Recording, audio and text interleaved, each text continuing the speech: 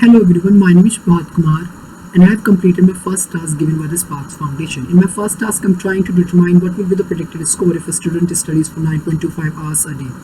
So I started doing that by importing the important and few libraries like Pandas, NumPy, StatModel and etc.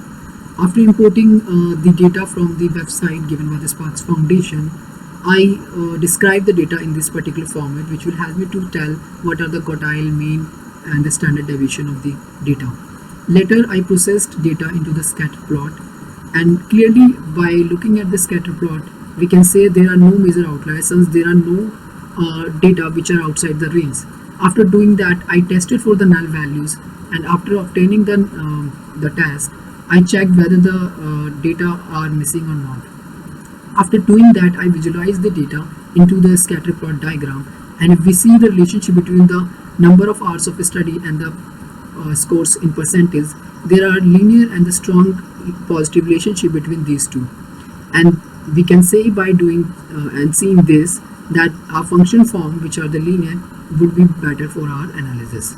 Later I specified the model, what would be our y and x axis, what are our dependent and independent variable, and then I classified our data into the training and the testing framework. After doing that, I summarized that data into the linear regression model.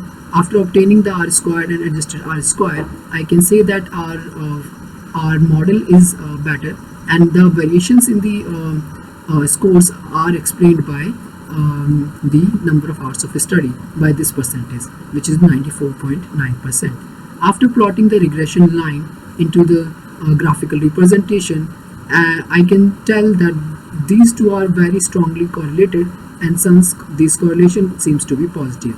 After doing that, I tested the data into this particular format, and after doing that, I also scatter plotted again the data into the graphical representation, and after doing that, I predicted the score for 9.25 hours per day of study, and which I can tell by doing this particular code.